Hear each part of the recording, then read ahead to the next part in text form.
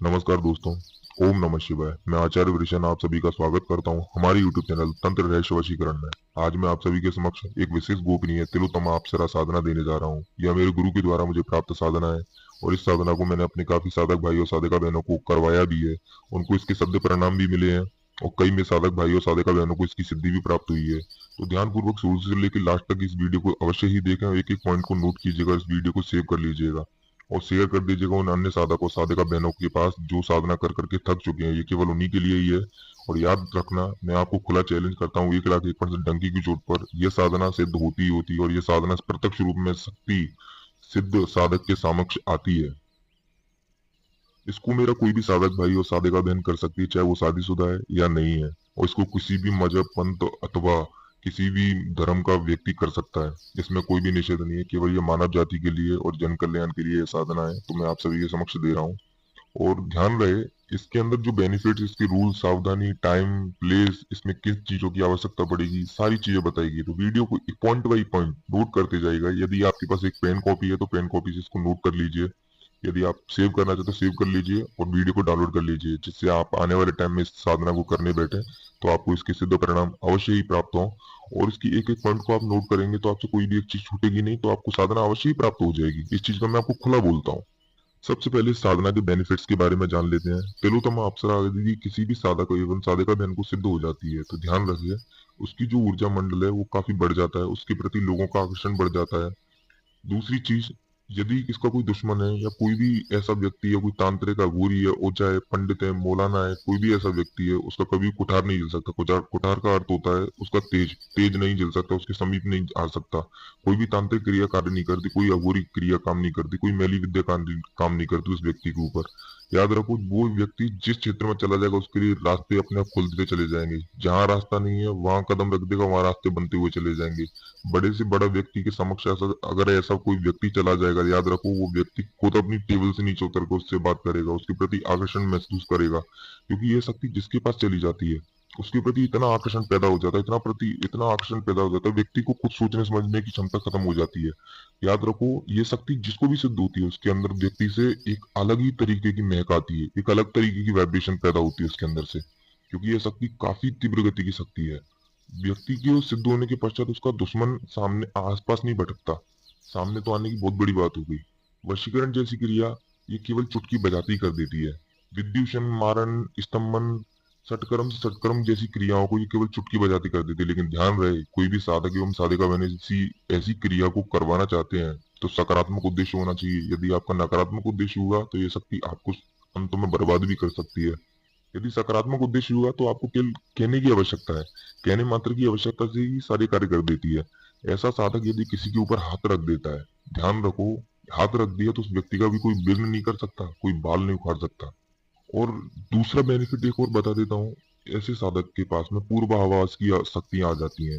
भविष्य में कोई घटना होने वाली है उसके बारे में उसको स्वतः पता चल जाएगा। यदि स्वतः पता नहीं चलता तो शक्ति इसको स्वयं बता देती है। यदि कहीं भी गड़ा हुआ धन है तो वो आपको तुरंत निकलवा कर देगी। कोई भी वस्तु अगर आपको अदृश्य करके मंगानी है, अदृश्य करके समक्ष ला कर रखेगी। कोई भी अनिष्ट शक्ति, कोई बड़ी से बड़ी शक्ति, बड़ी से बड़ी ताकत आपका बाल बांका नहीं कर सकती। कोई भी व्यक्ति, कोई साधु, अघोरी या वो योगी, उसके पास कोई भी तांत्रिक शक्तियां होगी, याद रखो ऐसे व्यक्ति के समक्ष जैसे ही आएगा उसकी शक्तियां छिड़ हो जाएगी, इसके समक्ष आ जाएगी। ये शक्ति का प्रकोप है, केवल तिलोत्तमा अप्सरा का प्रकोप है ये। ऐसे साधक को जब कोई शक्ति सिद्ध होती है, याद रखो तिलोत्तमा अप्सरा जिस भी साधक को सिद्ध होती है, जिस भी मेरी बहन को सिद्ध होती है, ऐसे साधक के समक्ष यश, वैभव, धन उसके चरणों में डला रहता है। उसको कोई भी गिनती नहीं होती, उसको किसी भी चीज की कमी नहीं रहती। यदि वो चाहे जैसा सोचे वैसा ही होने लग जाएगा, उसके अनुकूल ही सारे कार्य होने लगेंगे। ऐसा कभी नहीं हो सकता कि ऐसे उसके विपरीत होने लग जाए, क्योंकि विपरीत जब भी होंगे या तो जब उसके पास शक्ति नहीं होगी, यदि शक्ति है तो कभी भी विपरीत कार्य नहीं हो सकते। किसी भी व्यक्ति को उसने एक बार देख लिया तो याद रखो, जब भी उसको वो व्यक्ति याद आ गया तो उस व्यक्ति के दिमाग में भी आपका ही चेहरा चलेगा। वो उसके अंदर कोई और सोचने समझने की शक्ति नहीं रहेगी, क्योंकि ये आकर्षण का केंद्र मानी जाती है अप्सराएं। और ये अप्सरा एक तरीके से आपने इनके बारे में वर्णन भी सुना होगा। चीनी पुराणों के अंदर भी इनके इनके व्याख्यान है। कई अन्य अन्य जगहों पर इनकी व्याख्यान है। कामदेव के बारे में अगर उनके बारे में पढ़ेंगे, और काफी जो हमारे पूर्व काल में ऋषि मुनि भी सिद्धि प्राप्त करने के लिए बैठते थे, उनका यदि कोई उद्देश्य गलत होता था तो उनको भटकाने के लिए केवल अप्सराएं ही जाती थी। अप्सराएं उन ऋषि मुनियों को उनकी साधनाओं से भटकाती थी। तो समझो इनका कुठार कितना तेज होगा। तो सबसे पहले इसकी जो सावधानी है वो आपको सावधानी बता देता हूँ। सावधानी ये है कि कभी भी इसको काम भावना से नहीं देखना। काम भावना की भावना से कभी भी साधना मत करने बैठना। कोई काम उत्तेजना लेकर मत आना। और इसको किसी अन्य निगाह से मत देखिएगा, अन्यथा कभी भी आपको सिद्धि प्राप्त नहीं होगी। यदि सिद्धि प्राप्त होने के बाद में आपने ये गलती कर दी तो आपको बर्बाद होने से कोई नहीं रोक सकता। आपकी कोई पीढ़ी पर पीढ़ी को तक वो खत्म कर देगी ये शक्ति। तो ये शक्ति है, एक दिव्य शक्ति है। ये कोई नकारात्मक ऊर्जा नहीं है। और इसके लिए आपको रूल्स बता देता हूँ। रूल्स इसके लिए आपको देखो, जब भी आप साधना करने बैठ रहे हैं, जिस भी दिन करने के लिए बैठ रहे हैं, कोई इसमें विशेषकर दिन ऐसा नहीं है कि जिस दिन ही आपको बैठना है। आप जिस भी दिन बैठ रहे हैं उससे 10 से 11 दिन पहले ही मांस मछली अंडा शराब लहसुन प्याज बदबूदार चीजों का सेवन करना बंद कर देना। कोई भी नशे का पदार्थ सेवन करते हैं उसको बंद कर देना। किसी भी बाहर की व्यक्ति से मिलना जुलना बंद करना होगा। अपने स्वयं के हाथ से भोजन बनाकर स्वयं खाना है। मिर्च और उसमें नमक कम से कम मात्रा में मिलाएं, क्योंकि ये तामसी भोजन में आता है। मिर्च और नमक, नमक क्या पसीने को उत्पन्न करता है और मिर्च आपकी बुद्धि को तामसिक कर देता है। तो इन चीजों से आपको बिल्कुल बचना है। मीठा नहीं खाना, बाहर के बना हुआ भोजन नहीं खाना।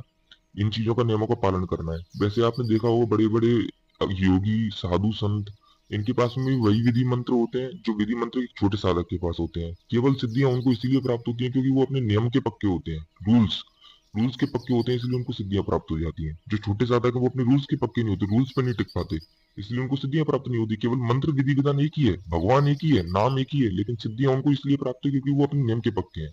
नियम के पक्के हो जाओगे तो आपको भी सिद्धियां प्राप्त हो सकती हैं। सिद्धियां कोई बड़ी बात नहीं, लेकिन सिद्धियां उसके लिए बड़ी बात है जो अपने नियम पर नहीं टिक सकता। दूसरी चीज, आपको 11 दिन पहले से ही ब्रह्मचर्य का पालन रखना है। ब्रह्मचर्य का पालन आपको 4 प्रकार से रखना है। कान से, आंख से, नाक से, मुख से, तन से। कान से कोई गलत चीज आपके कान के अंदर नहीं जानी चाहिए, गाली गलौज या कोई गंदा शब्द नहीं जाना चाहिए। मुख से कोई गंदा शब्द निकलना नहीं चाहिए। और आंखों से कोई गंदा दृश्य देखना नहीं। और शरीर से आपको अंदर से शीतलता रखनी है, कोई भी गंदी क्रिया नहीं करनी, जिससे आपकी ऊर्जा संक्रमित होगी तो आपकी साधना खंडित हो जाएगी। ये सिंपल सी चीज है।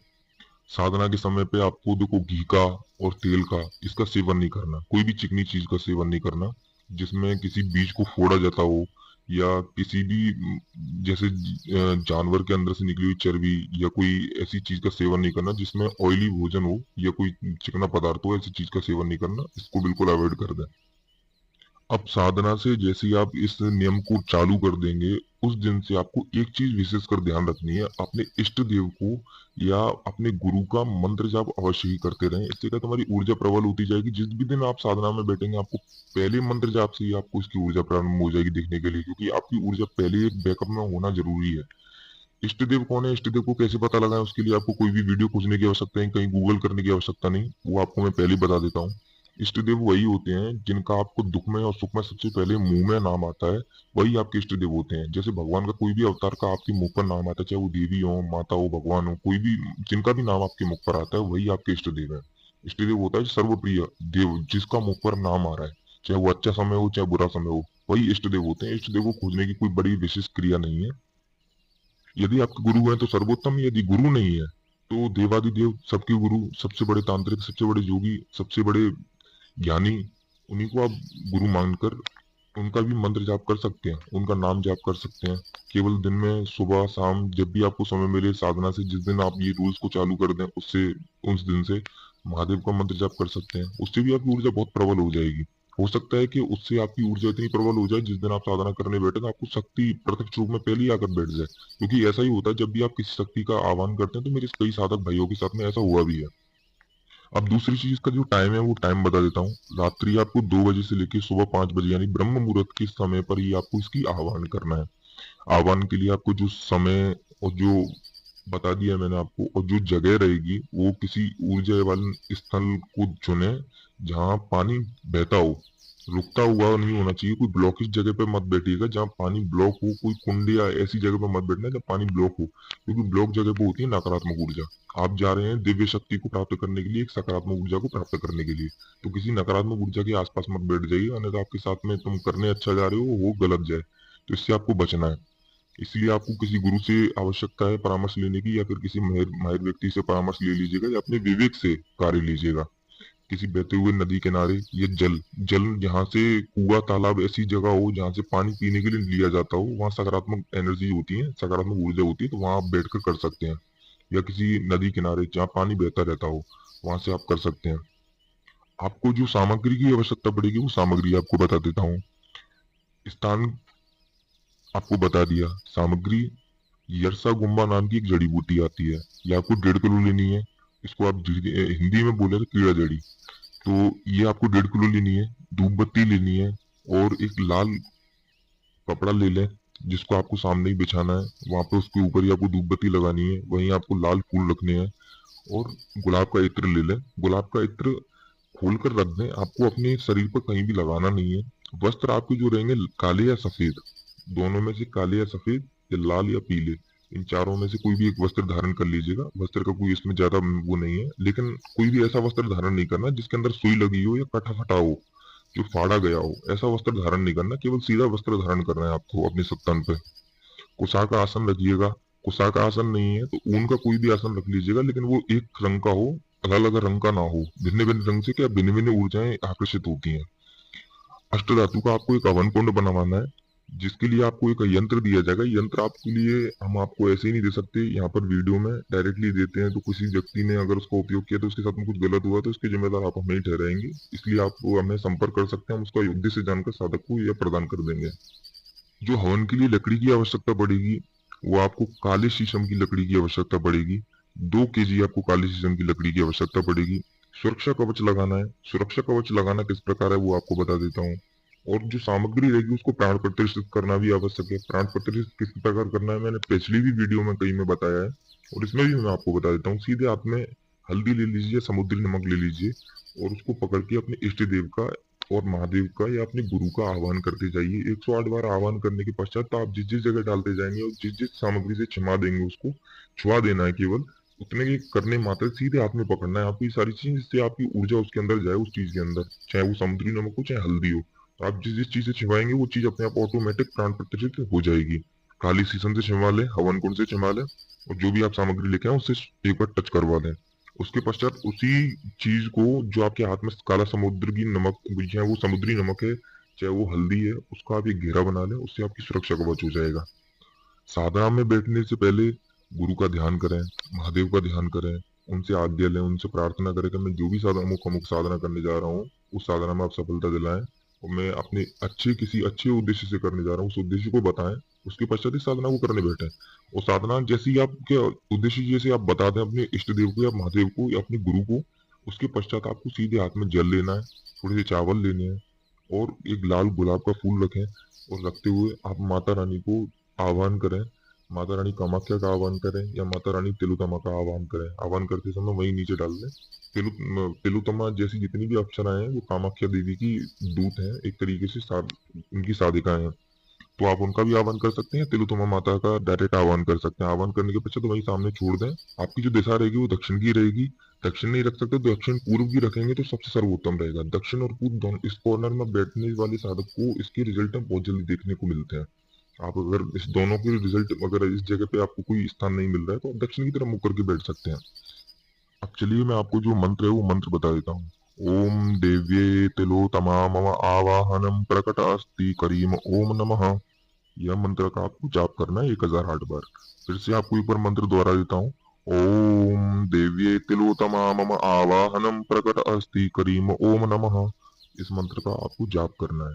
केवल करने मात्र से आपका, जैसे ही आपका 11 से 12 मंत्र जाप जाएगा, उसके पश्चात यदि शक्ति की आपको आह्वान महसूस होने लग जाएगा। जैसी शक्ति आपकी समझ पाएगी, आपके आसपास आएगी, तो आपको खुशबू आएगी। खुशबू आएगी, पायल की आवाज आ सकती है, या किसी लड़की की आवाज आ सकती है। जो लड़की, वो आवाज आपको डराएगी नहीं, केवल एक इतनी आकर्षित आवाज होगी जो आपके मंत्र से भटकाएगी केवल। तो आपको अपना कंसंट्रेशन एक जगह पर रखना है, मंत्र जाप पर, आपके संकल्प पर। जब तक संकल्प पूर्ण ना हो, चाहे वो शक्ति आपके बगल में आकर बैठ जाए, फिर भी आपको उसकी तरफ नहीं देखना, कोई भी ध्यान नहीं भटकाना, क्योंकि ये परीक्षा हो सकती है। और याद रहे, जो भी साधक इस साधना को करने जा रहे हैं, उनको इस जो 11 दिन पहले मैंने जो रूल्स बताया है, उस रूल्स के बीच में कोई भी व्यक्ति आपको छेड़े परेशान करे तो समझिएगा आपके इष्ट देव आपकी परीक्षा ले रहे हैं। तो उस बीच आपको कोई गाली गलौज या कोई भी ऐसी चीज नहीं करनी, क्योंकि देखो पेशेंस से ही साधना सिद्ध हो सकती है। जिस साधक के अंदर सबसे ज्यादा पेशेंस होगा वही साधक सिद्धि पा पाता है। जिसके अंदर पेशेंस नहीं है वो जीवन में कुछ नहीं कर सकता। पेशेंस वाला व्यक्ति सब कुछ प्राप्त कर सकता है। और यदि आपको इसके बारे में कोई अन्य जानकारी चाहिए, यदि आपको यंत्र चाहिए, तो आप हमें संपर्क कर सकते हैं। और कोई भी ऐसा व्यक्ति संपर्क मत कीजिएगा हमें जो टाइम पास है, और अथवा अपने ऐसे ही मतलब हेलो हाई के लिए संपर्क मत कीजिएगा, अन्यथा डायरेक्ट ब्लॉक कर दिया जाएगा। जो साधक है संपर्क कीजिए, आपसे तसल्ली से आपको इसके बारे में गाइडेंस दी जाएगी, और इसके बारे में आपको और अन्य जानकारी भी दी जाएगी। यदि आपको मेरे द्वारा दी गई जानकारी हृदय से ठीक लगी तो वीडियो को लाइक कर दीजिए और चैनल को सब्सक्राइब कर लीजिए यदि आप नए हैं तो।